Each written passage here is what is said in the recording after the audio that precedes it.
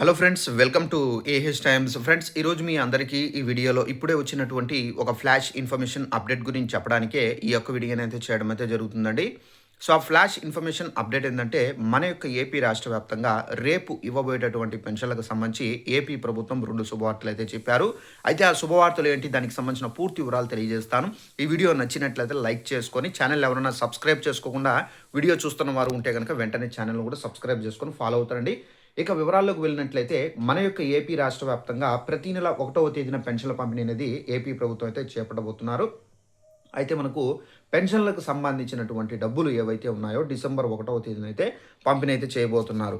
అయితే ఈ డిసెంబర్ 1వ తేదీన ఇవ్వబోయేటటువంటి పెన్షన్లకు సంబంధించి ఏపీ ప్రభుత్వం 2 శుభవార్తలు అయితే చెప్పారు అన్నాను కదా!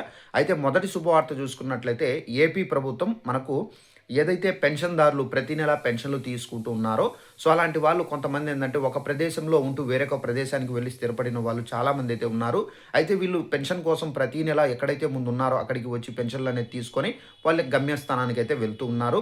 అయితే అలా కాకుండా ఇప్పుడేందంటే ఏపీ ప్రభుత్వం మనకు ఏందంటే పెన్షన్ ట్రాన్స్‌ఫరల్ ఆప్షన్ అయితే తీసుకొనొచ్చారండి. చాలామంది ఈ పెన్షన్ ట్రాన్స్‌ఫర్ ఆప్షన్‌కి సంబంధించి చాలామంది ఇంకా అయితే సరి చేసుకోలేదు. ఎవరైనా ఈ విధంగా సతమతం అవుతుంటే గనక, ఇబ్బంది పడుతుంటే గనక, సో, మీరందరూ పెన్షన్ ట్రాన్స్‌ఫర్ ఆప్షన్ ద్వారా ఏందంటే మీ యొక్క పెన్షన్ ఇప్పుడు ఎక్కడైతే ఉన్నారో అక్కడే మీ యొక్క పెన్షన్ అనేది మార్చుకునే విధంగా ఈ పెన్షన్ ట్రాన్స్‌ఫర్ ఆప్షన్ అనేది ఉపయోగపడుతుంది.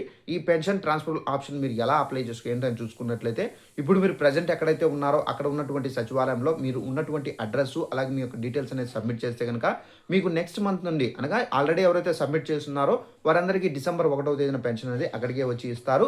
ఎవరైనా ఇంకా ఇది చేసుకోకపోతే ఆప్షన్, సో, మీరు చేసుకుంటే గనక మీకు మళ్ళీ జనవరి 1వ తేదీన మీకు పెన్షన్‌లకు సంబంధించిన డబ్బులనేది అక్కడికే వచ్చి ఇవ్వడం అయితే జరుగుతుంది. ఇక రెండో శుభవార్త చూసుకున్నట్లయితే, భర్త చనిపోయి ఎవరైతే భార్య ఉంటారో వారికి స్పౌస్ పెన్షన్ ఆప్షన్ ద్వారా ఏందంటే వారికి మనకు పెన్షన్ ఏవైతే ఉన్నాయో వారి పేరుపైన మార్చుకోవచ్చు.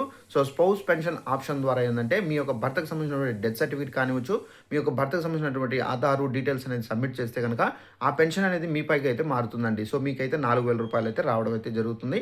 సో, ఈ పెన్షన్‌లకు సంబంధించినటువంటి ఆప్షన్‌లని మనకేందంటే విడుదల చేశారు. ఎవరైతే చేసుకున్నారో వారికి మాత్రం రేపైతే పెన్షన్ ఇస్తారు. ఎవరైతే ఇంకా చేసుకోలేదో వారు గనక చేసుకుంటే మళ్ళీ మీకు జనవరి 1న అయితే పెన్షన్‌ల పంపిణీ అనేది చేయబడతారండి. సో, ఇదండి ఇన్ఫర్మేషన్. ఈ వీడియో నచ్చినట్లయితే లైక్ చేసుకొని ఛానెల్‌ని సబ్స్క్రైబ్ చేసుకోండి. Thanks for watching this video. All the best.